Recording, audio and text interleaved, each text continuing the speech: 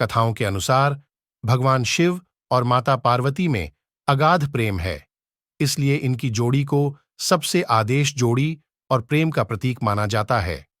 लेकिन एक बार भगवान शिव मां पार्वती से इतने ज्यादा क्रोधित हो गए थे कि उनको श्राप तक दे डाला था। आइए इस पौराणिक कथा के बारे में विस्तार से जानते हैं।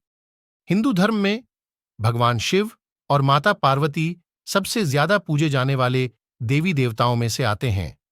माना जाता है माता पार्वती ने अनेकों कष्ट सहते हुए जन्मों तक कठोर तपस्या करके भगवान शिव को पति के रूप में पाया था। मान्यता के अनुसार अखंड सुहाग और पति की लंबी उम्र के लिए माता पार्वती का व्रत किया जाता है और माता पार्वती के साथ भगवान शिव की पूजा की जाती है।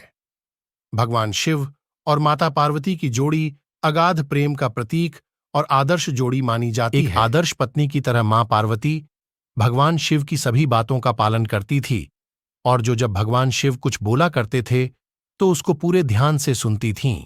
एक बार भगवान शिव मां पार्वती को ब्रह्म ज्ञान देने के लिए सृष्टि की कथा सुना रहे थे।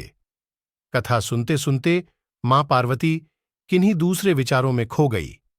जैसे ही भगवान शिव को इस बात का एहसास हुआ कि मां पार्वती उनकी बातों पर ध्यान नहीं दे रही हैं, तब उन्होंने मां पार्वती से पूछा कि क्या आप मेरे द्वारा सुनाई जा रही कथा को सुन रही हैं? लेकिन मां पार्वती कहीं और खोई हुई थी, इसलिए उन्होंने भगवान शिव के सवाल का कोई उत्तर नहीं दिया। कुछ समय बाद जब मां पार्वती का अपने विचारों से ध्यान भंग हुआ और वे अपनी दुनिया में वापस लौटीं, तब भगवान शिव ने क्रोधित होते हुए मां पार्वती से कहा कि आपने ब्रह्म ज्ञान का अनादर किया है। जब किसी से शिक्षा या ज्ञान लिया जाता है तब ध्यान भंग नहीं होना चाहिए, और अगर ऐसा होता है तो ये दंडनीय है। इसके बाद भगवान शिव ने दंड स्वरूप मां पार्वती को श्राप दिया कि अब आपका जन्म किसी मछुआरे परिवार में होगा।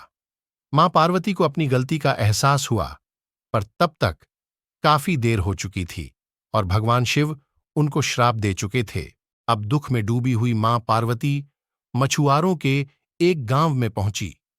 इस गांव के मुखिया की कोई संतान नहीं थी। एक दिन वो मछली पकड़ने के लिए तालाब जा रहा था, तब उसको रास्ते में एक पेड़ के नीचे एक कन्या बैठी हुई मिली, जो कि वास्तव में कन्या के रूप में मां पार्वती थीं। वह नन्ही कन्या पूरी तरह से वहां अकेली थी, उसके साथ कोई भी नहीं था। तब मछुआरे ने इस घटना को प्रभु की कृपा समझा और उस नन्ही कन्या को अपने साथ अपने घर ले आया। मां पार्वती उसी घर में कन्या के रूप में रहने लगीं। इस तरह मां पार्वती को अपना एक जन्म भगवान शिव के श्राप के कारण मछुआरे के घर में काटना पड़ा